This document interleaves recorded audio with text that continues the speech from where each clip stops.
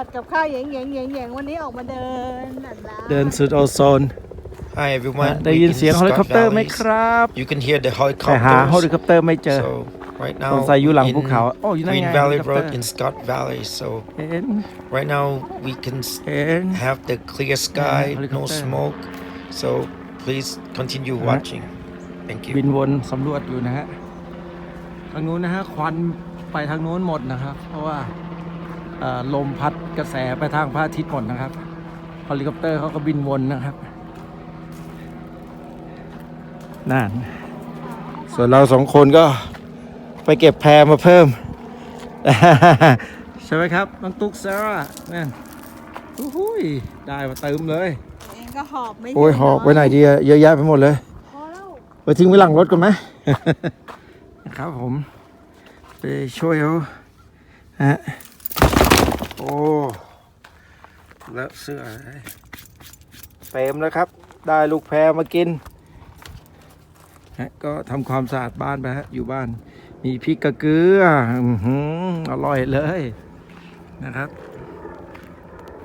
เก็บรถหน่อยเก็บรถนะทำความสะอาดควันไฟอยู่ตรงนู้นนะครับวัดเราก็อยู่ทางนู้นนะครับแต่ว่าไอ้ไฟไหม้จริงๆมันอยู่ทางนู้นนะครับแต่ว่าตอนนี้ลมแรงลมไปทางนี้ครับก็เลยทำให้อากาศตรงนี้นะครับสะอาดแล้วบริสุทธิ์หายใจสะดวกนะฮะเฮลิคอปเตอร์ก็ยังบินอยู่นะครับครับทุกอย่างก็ขอให้สงบโดยไวนะครับ LNU Lightning Complex wildfires. Those fires have burned more than 350,000 acres across 5 counties since starting a week ago. More than 900 buildings have been destroyed. Even bigger than that is the SCU Lightning Complex, which is the largest wildfire in California right now. The fires that make up the complex have burned more than 360,000 acres, spanning 5 counties. Right now, they're just 15% contained. And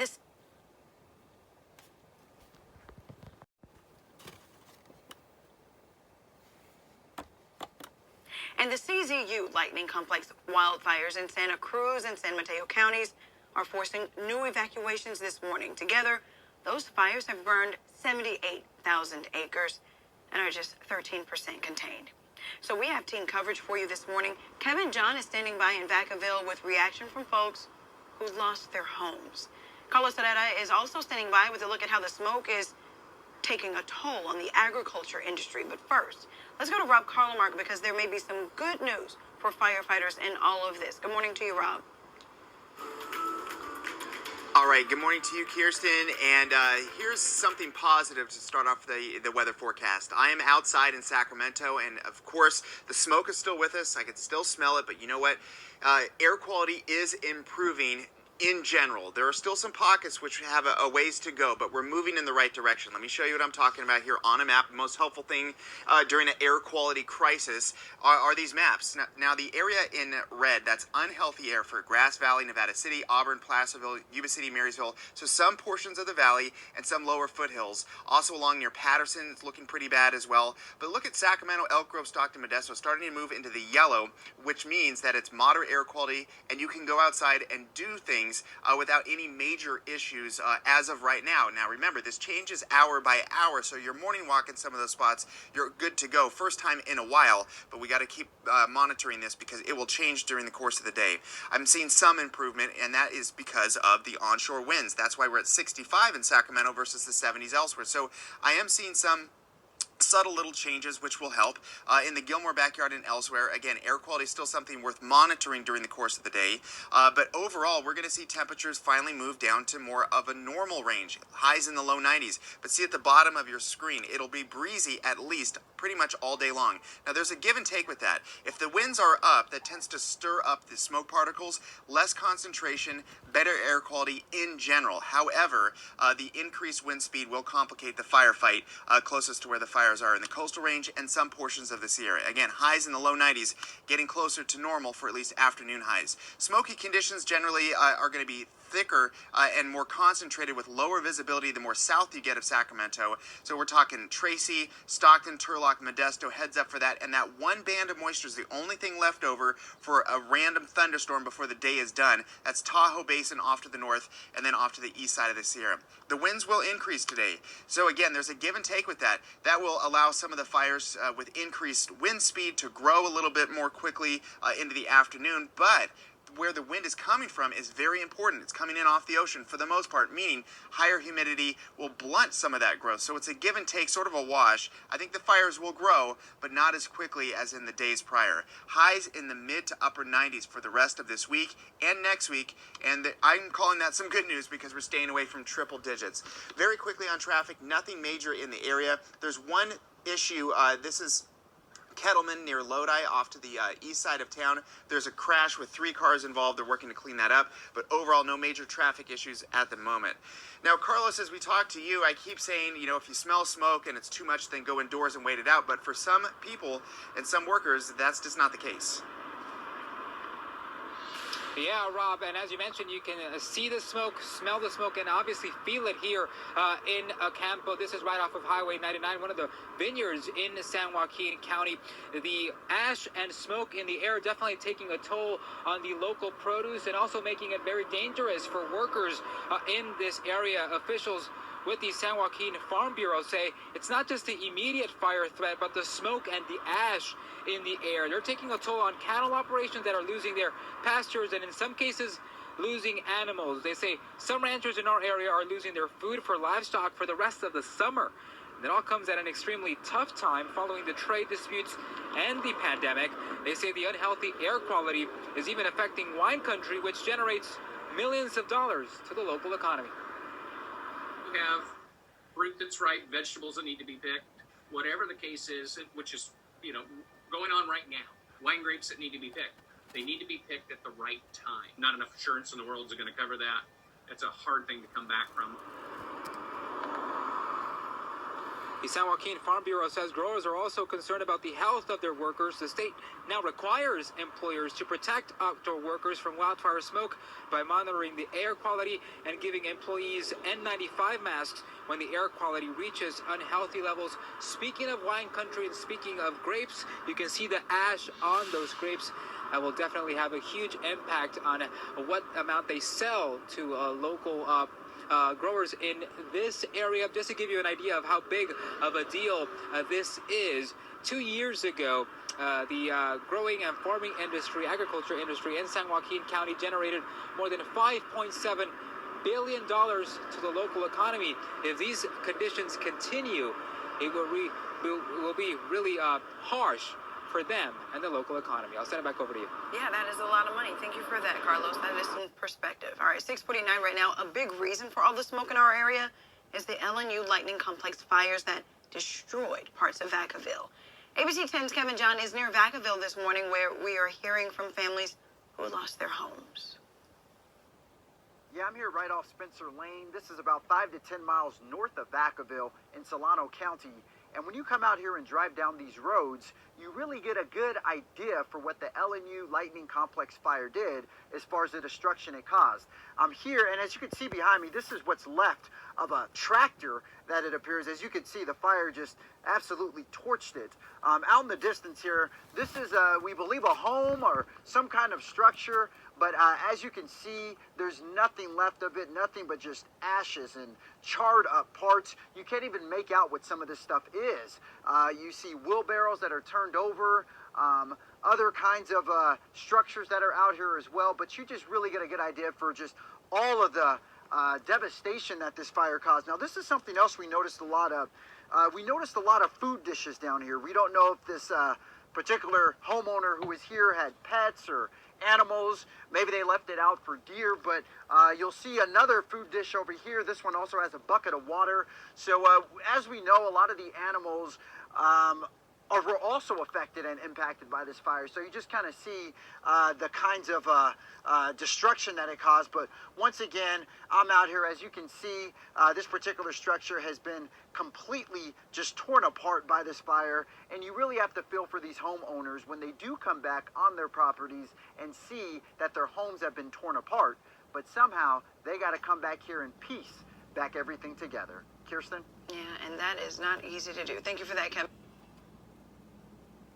Complex fire, one of the largest group of fires here in California. It spans 7 counties, including Contra Costa, Santa Clara, and all the way up to Stanislaus. But we're actually now learning that the growth of that fire has slowed again overnight. NBC Bay Area, Bob Riddell, is live for us in Livermore with the latest there. Bob? Yes, the SCU fire only grew about a few thousand acres overnight. Percentage-wise, that's very low, which is a good thing. Behind us here on Greenville Road in Livermore is the temporary helibase that's been set up by CAL FIRE, and you can see the air operations have resumed. They've been going on for a few hours this morning. You're looking at right there, that's a Type 1 helicopter, and now will be going back out over to the fire, which is several miles away, either to do air traffic control operations or recon. We've also seen Type 2s out here, another type of helicopter ferrying firefighters from hard-to-reach places, and Type 3s. They're the largest. They've been heading out to do water drops on the front lines. The SCU fire grew, as I mentioned, by a few thousand acres overnight, now just over 347,000 acres, still only 10% contained. And lightning, this is good news, caused only one fire last night. They were worried that it could be more than that, but it was only one fire, and now it's kept to a half acre. Okay, back out here live where you can see that chopper's getting ready to take off. And if you look in the background, you can see how smoky it is. That's because right now there's a marine layer, which is good for firefighters. It raises the humidity, it slows down the fire. But this is expected to lift later today. There's also been an evacuation warning that has been extended to the southern borders of Livermore and Pleasanton. Now, this is not for people within the city limits. This is for people in the southern part, south of the city. But there are a number of residents, however, including my wife, who have expressed concern about whether this fire, which again is still miles away, concerned about whether it could encroach into their neighborhoods. But you would envision a scenario where it gets into the city of Livermore or the city of Pleasanton? It might butt up against the cities. We will put every and all resources in the path of civilians if something like that happens. Unless we have something like a Santa Rosa, it doesn't generally burn into towns like that. Because we don't have the woods around us? Yeah, you just don't have fuel. Right. I mean, concrete doesn't burn, stucco doesn't burn. They all burn slow. And we have vineyards and we have dry grass. Yeah, we have lots of buffer. Here's time-lapse video from overnight of the fire burning over Mission Peak and Fremont. And then back out here live, another one of those Type 1 helicopters taking off from the helibase here on Greenville Road in Livermore is now heading in a westerly direction, perhaps towards Fremont, where we just saw that time-lapse video that I was mentioning. This fire is now the 3rd largest in state history. CAL FIRE expects to be fighting this for a while. The weather is expected to change over the next couple days for the worse. Humidity will go down. Also, they're very limited on their resources. Normally on a fire this size, it'd have around 4,000 men and women. Right now, they have just over 1,300. And the reason is, if you recall, the weekend before, there were around 12,000 lightning strikes that started 500 fires throughout the state. So they sent all these crews out there. Well, they're just overextended. And one firefighter was telling me this morning, they saw a crew from Texas. That gives you a sense of just how far out they've put the call for more reinforcements, and there's still hundreds of outstanding requests. Marcus. Yeah, I know they're expecting even more. I know the governor was just saying yesterday they were even going as far as Canada to ask for assistance. So hopefully we get more in very soon. All right, Bob, thanks.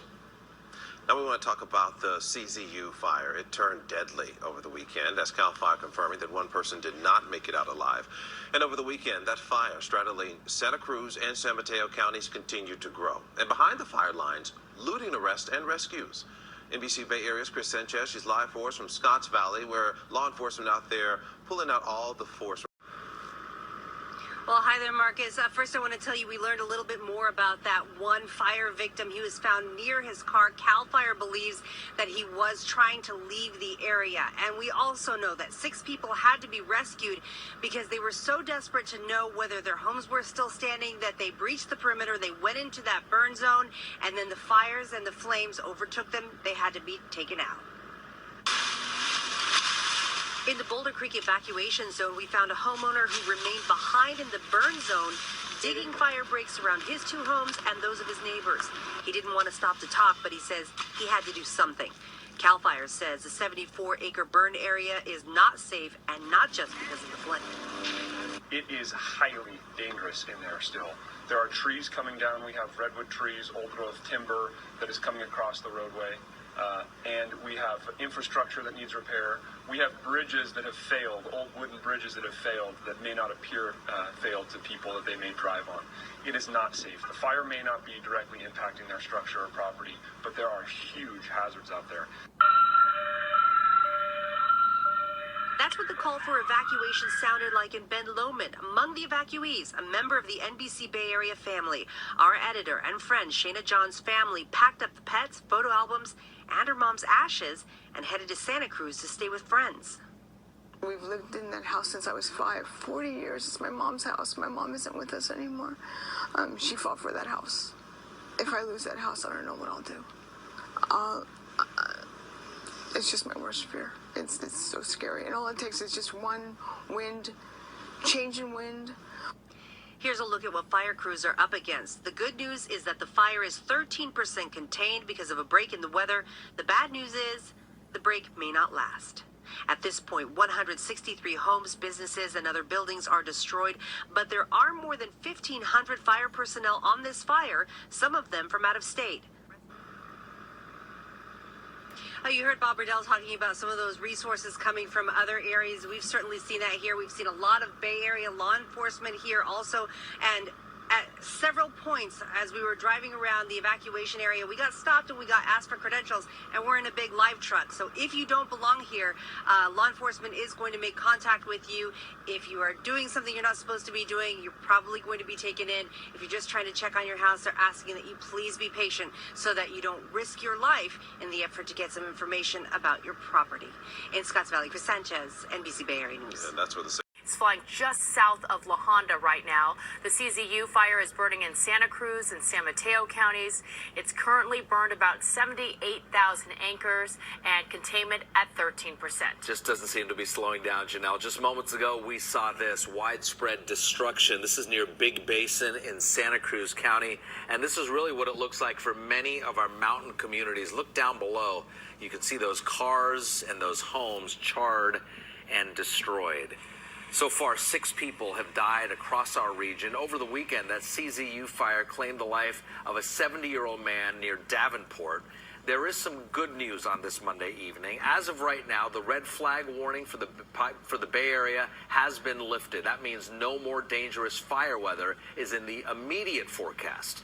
Also, evacuation orders are beginning to scale back. In Santa Clara County, some neighborhood areas have been downgraded from evacuation orders to evacuation warnings. More on that in just a minute. Now, our team is on the ground across the region, covering the flames, covering all the widespread damage and the weather conditions. Okay, CAL FIRE is starting their nightly press conference. Let's listen in on the CZU fire. Let's listen in to what they have to say. They have an update. Chief for CAL FIRE here in the San Mateo Santa Cruz unit. As always, if you could just mute your telephones, please take any conversations outside the press briefing area and keep your masks on at all times. Just wanted to bring everybody up to speed after the weather came through yesterday and we found ourselves here getting wet last night. Over the course of the evening, across California, the CAL FIRE confirmed that there were over 300 lightning strikes in the state overall. 10 of those caused new fires, or 10 new fires occurred overnight, and none of those fires occurred in the San Mateo Santa Cruz unit. So no lightning caused fires over the last 24 hours. Which, if you remember when we were standing here 24 hours ago, we were all highly concerned about with the red flag conditions. With that, on the CZU lightning complex, this evening we're up to 78,684 acres. Obviously, we get more specific on the numbers, the more we're able to ground truth it with people on the ground, and we are confirming 78,684 acres this evening. We remain at 13% contained and have over 25,000 structures that still remain threatened due to the fire. We also can confirm this evening that 276 structures have been destroyed. That is both in San Mateo and Santa Cruz County. A large majority of those structures are in Santa Cruz County, and obviously that information will get down to the specifics as it gets released to each EOC at the county level. And finally, some even better news. We're up to 1,609 firefighters, personnel assigned to this incident. Obviously, every number of firefighters that comes on the line has a direct correlation to the percent increase in containment that we can gain. So that's a welcome development for us. With that, I'm going to pass it off for an operational overview from CAL FIRE IMT 3 Ops Section Chief Mark Brunton.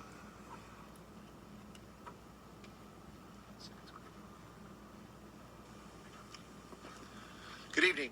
So today, with the weather that we had, really led us to get in there and do a lot of good work. We had a lot of progress at the fire today.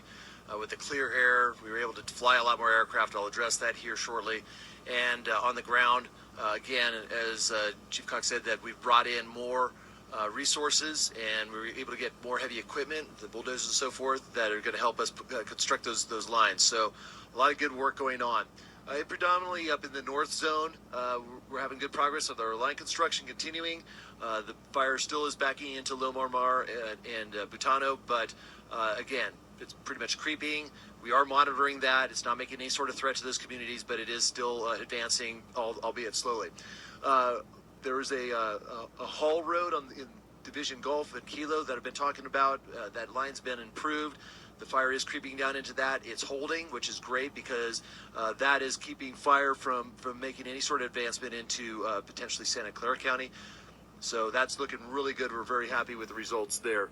As we're looking at the Highway 9 corridor, continued work along that corridor. Again, as I've said before, difficult terrain to work in, very steep terrain, heavy fuels. Not the most ideal area to put our control lines like we typically do, but it is, we're making do with it. We're making it work, and it is holding in most all locations. In the state park down below Ben Lomond, continued work in there. That's going to be one of our challenge points, one of those areas that's going to be a lot of work, a lot of planning, but we are making advancements there throughout. The south skin looking really good. Our containment line, our primary or secondary line on that south part of the fire is solid. The area that we burned in yesterday, fantastic. It's holding. It's doing what we want. Any fire that is burned down to that is either self-mitigated, meaning extinguished, or it is holding on that line, which is exactly what we wanted to do. So it really, really minimizes that threat to Santa Cruz and the UC campus. So it's looking really good. Very happy with those results. In Bonny Doon, continued work around those structures. Again, painstaking work. A lot of structures out there, a lot of heavy fuels, still some fire creeping throughout that. But again, that's a lot of work, just digging in and getting after it and taking care of business. We did a small burn operation along Empire Grade Road to Martin Road that kind of puts in a nice control line for us. So it keeps spread going to the west and affecting more homes. So that's a good control line we did to button that little bit up. And then as far as our air program, didn't fly any of the fixed wing air tankers on it. Didn't really have a need for that. But what was critical is the use of our helicopters. We have 6 water dropping helicopters assigned to this incident. And today was the best day yet. We were able to drop 200,000. That's 200,000 gallons throughout the day in fire suppression activities with our helicopters. So with our ground troops, our aerial Air Force going. Great day and a lot of good work out there and a lot of advancement work moving forward with the weather we're expecting. I think we're going to have more days like this and hopefully get us closer to the end of suppressing this fire. Speaking next from the Santa Cruz County Sheriff's Office, Chief Deputy Chris.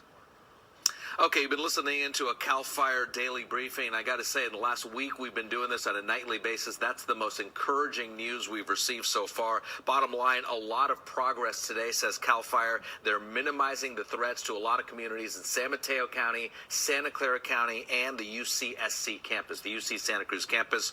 A few figures for you. It is now 13% contained. However, 25,000 structures are still under a threat as of this hour. Now, we are streaming the rest of that news conference on our website at NBCBayArea.com. Janelle. Yeah, Rogers fire crews make progress on the CZU fire. They are also facing criticism. Some who live in the Bonny Doon area say CAL FIRE did not do enough to save homes, and now they're taking matters into their own hands. NBC Bay Area's Marianne Favreau is live in the Santa Cruz Mountains with more on their frustrations. Marianne. Well, Janelle, the fire is burning just up this road, which is why you see the blockade here behind me. Today, we went into Bonny Doon and talked to a lot of people who said that they felt that CAL FIRE left them to fend for themselves. Home after home in Bonny Doon destroyed. But today, some who live here are questioning if some of the houses could have been saved by CAL FIRE. I just think there's failure after failure, and my friends down the road didn't need to lose their homes. Jemison Patori chose not to leave and was able to save her own home. Now she's keeping a close eye on flare-ups. She's frustrated that fire crews told her they had no water, yet she says they refused to tie in to a working hydrant on her property. George Sam has the same complaint. He says fire crews refused to hook up to this hydrant. That fire hydrant has 15,000 gallons of water against it, right? They would not hook up to it. Patori says neighbors decided to fend for themselves, so they turned pickup trucks into water trucks as they worked to protect homes. And they're driving around with pickup trucks, shovels, and garden hose. We reached out to CAL FIRE to ask why crews didn't use home hydrants. The agency says hand crews are not trained to do water fights and may not have had the hoses or adjusters to tap into home hydrants. Also, CAL FIRE leaders say the first night they only had 15 engines and were outgunned by Mother Nature. So they were forced to triage their response in order to save the most homes. I want to point out another concern. You see this sign behind me. It says, "Looters go home." Looting has been a big problem at this fire. A lot of people coming in from Alameda County and other areas and stealing from people who had to evacuate. Now, the Sheriff's Department says they are cracking down on these looters, and so far they have arrested more than 8 people. Reporting live in Santa Cruz County, Marianne Favreau, NBC Bay Area News. Marianne, thank you. And this is really why our air quality is so unhealthy. Look at all the smoke. Our Sky Ranger at the CZU fire about 30 minutes ago. This is over San Gregorio, so on the San Mateo County side, just north of Pescadero. You can see that haze and that smoke, and really just multiply this by 3 major other fire zones across our region, and that's the smoke that we're seeing and breathing. Let's go to the North Bay now. This video is from Lake County overnight. In nearby Sonoma County, firefighters did get a break. The entire town of Healdsburg was under an evacuation warning, but the lightning strikes and high winds that were predicted did not materialize, thankfully. NBC Bay Area's Tom Jensen joins us now in Healdsburg with the very latest. And Tom, Healdsburg is a gem of Sonoma County. What do you have there? Isn't it? It's a beautiful town, and that evacuation warning is still in place, including in the downtown, where we are seeing the winds to start to pick up a little bit late this afternoon, bracing for more winds and possibly lightning, hoping that doesn't happen. Like last night, they made progress, and they did get more resources, like the fire officials were talking about in the South Bay fires just a few minutes ago, and they were able to make a lot of progress with air support, and many evacuees returning home to neighborhoods now that the threat there has decreased. Fires within the LNU complex continue to race around inside fire lines. One of the largest already burned more than 50,000 acres outside the town of Healdsburg. Firefighters able to keep the flames from reaching the downtown, but they're still evaluating losses along many roads winding through the hills between Healdsburg and Geyserville. A lot of my friends have lost their childhood homes, and we're grateful for what we still have. Jennifer Torres grew up in Healdsburg and had to evacuate her family from their Geyserville home this weekend. Do you believe fire? The whole family also thankful for the men and women on the front lines who saved their home from the Wallbridge fire. We're talking about public safety and being very grateful for our firefighters and our EMS. But they also know this fire is far from contained, and they're following the latest warnings from the daily fire briefings. The size and complexity of this fire is not one that we've seen in times past. Praying for another good night on the fire lines outside Healdsburg.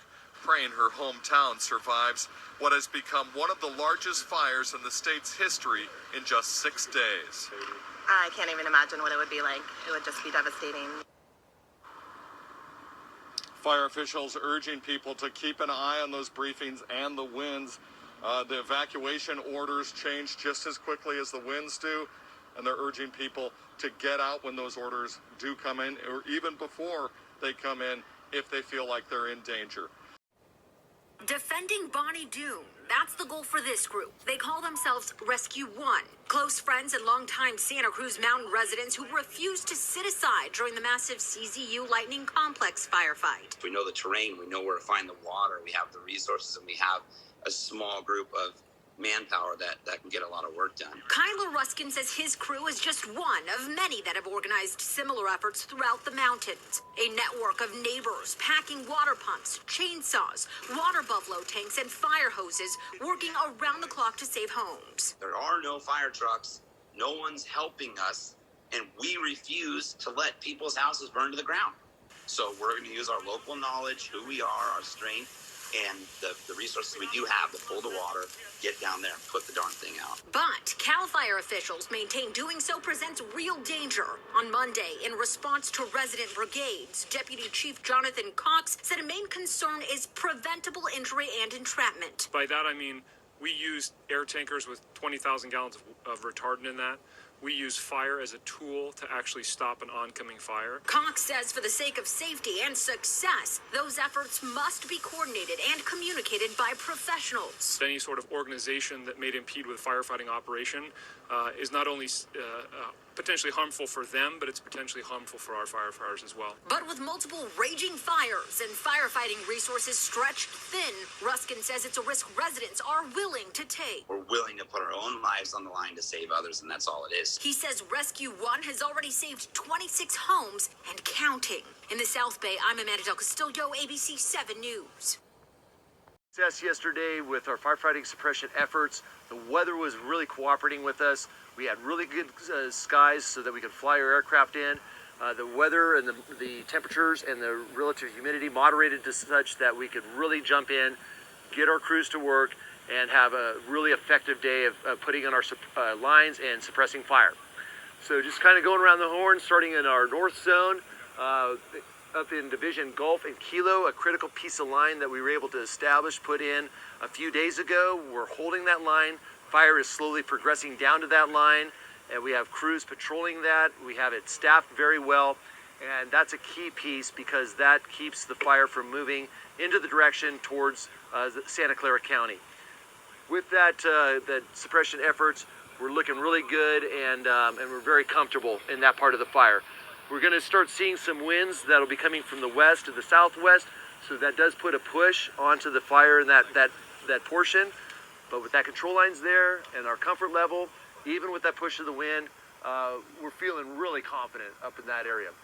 Moving down into the Echo area, we're continuing to put line in. The threat to the communities of Lomond, La Honda, Pescadero being mitigated every day by those lines being put in. Again, the fire is moving slowly down, progressing towards Lomond, but we have control lines. We have resources that are patrolling that area. Some of this we're allowing to burn, just simply for the fact that, again, with the limited resources, we do have some control lines in. We're monitoring status, but we're letting the fire get off of the more inhospitable terrain and something more favorable that we can work on. We're not really giving up much that way. We're not. There's no structure loss, no significant damage to the environment or anything of that nature. So we're letting the fire actually, in the long run, do a good thing for the health of the forest by letting it have that slow burn and burn down to our control lines. So, and let us work in an area that's more conducive to our operations and our strategy. So when you do see some of that fire backing, some of that is by design. Moving down the coast, looking really good. Some of the fires I've said before, self-mitigated, it's gone out in some of the light flashy fuels. Again, with that marine influence has really helped us out. Davenport area, community still looking really good. We're getting that control line improved daily. And again, the fire's kind of hung up there. We're coming up with some plans once we get some more resources to get in there and extinguish that so that we can get that community back on its feet. On the south, very comfortable with our control lines that we put in, not only our primary control line that we burned in, we monitor that. It's done a great job. Our secondary line is in play if needed. That southern part of the fire, although you're seeing some red here, we're constantly working on getting that tied in, and some of it is self-mitigated and extinguished. And once we get some more resources, we'll directly cut that out and put a direct control line on it. But we feel very comfortable that our primary and our secondary lines that we have in place are protecting the community of Santa Cruz and the UC campus. So that's looking really good. Highway 9 corridor, as we're into the community of Felton, we completed a line yesterday in a burnout operation that went around the community of Felton, put a nice control line up above that community, tied into Felton Empire Grade Road, which is a good control line. And so we're very comfortable and confident about that line. We're going to continue to monitor, continue to mop up, let some of that fire advance down to that control line by design of our strategy. And I'm feeling very comfortable with the protection of that community as we're sitting today. Up Felton Empire Grade Road, we're starting to see some of the effects of the fire damaged trees falling across, blocking some of that, but as it happens, it's a very important ingress and egress for our personnel, and so we're cleaning that up as it goes.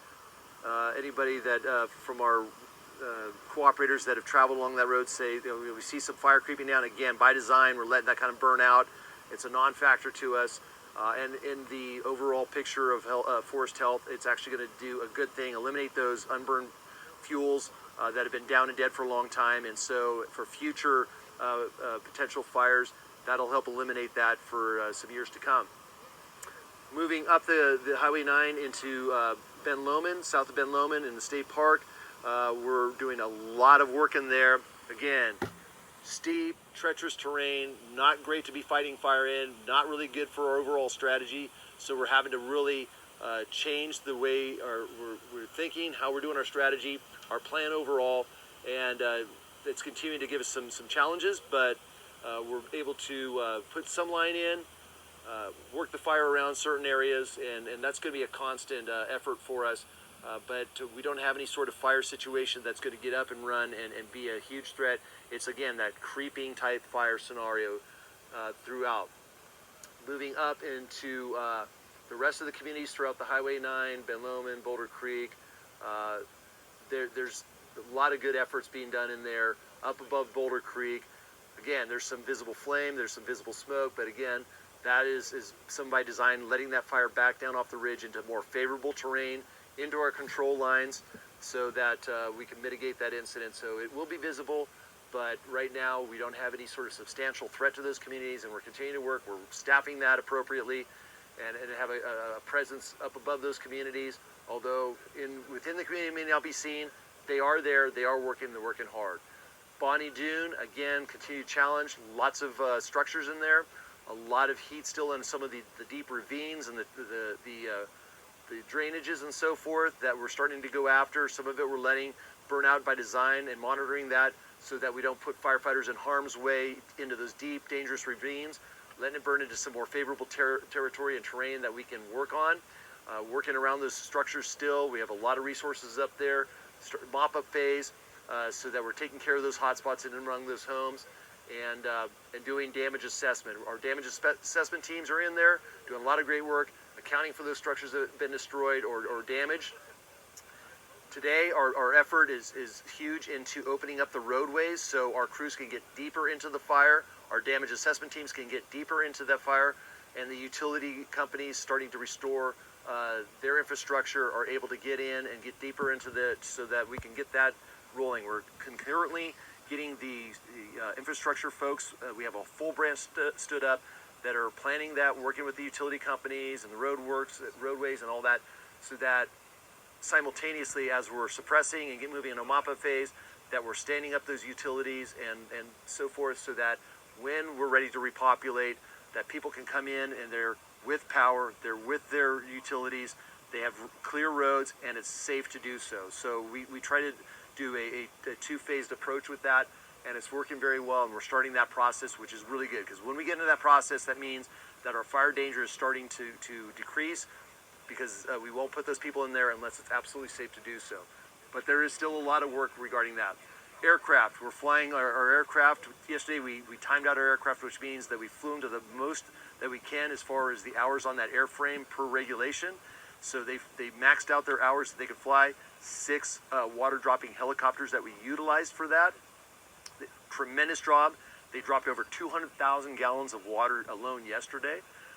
Fixed wing aircraft, our air tankers, didn't need to fly those, we didn't have them available regardless, but at this point, the retardant dropping aircraft is not quite the right tool for the job of what we're dealing with regarding the fuels on the train. So the water dropping helicopters are our best tool for the job, and we're utilizing them to the fullest extent possible. As time goes on and we have a release of more resources from neighboring fires as they're winding down, we're getting more ground resources and we'll get more air resources. Once we get that and we receive them, they are going right to work on the line. We are being able to staff this 24/7, just as we had in the past, but now we're more robust with our resources, getting a lot more work done, having a lot of success with Mother Nature's help, and even moving forward with some more, I'd say, adverse weather that's more conducive to the fire being able to stand up a little bit or to be able to spot. We're prepared for that. We've got our contingency plans, our strategy we have in work, it takes that into consideration. So even if we do see a change in weather, things are looking really good. We're really happy with it. Our troops are just doing the best they possibly can, and we're having a lot of success. And I anticipate moving forward in the coming days, we're gonna have a ton of success with this. And our whole emphasis is to get this knocked down, get people back in their homes when it's safe to do so, and that's our complete and #1 effort throughout this event. Thank you. What it all looks like, and Robert, it's nice for them to have this option as a backup.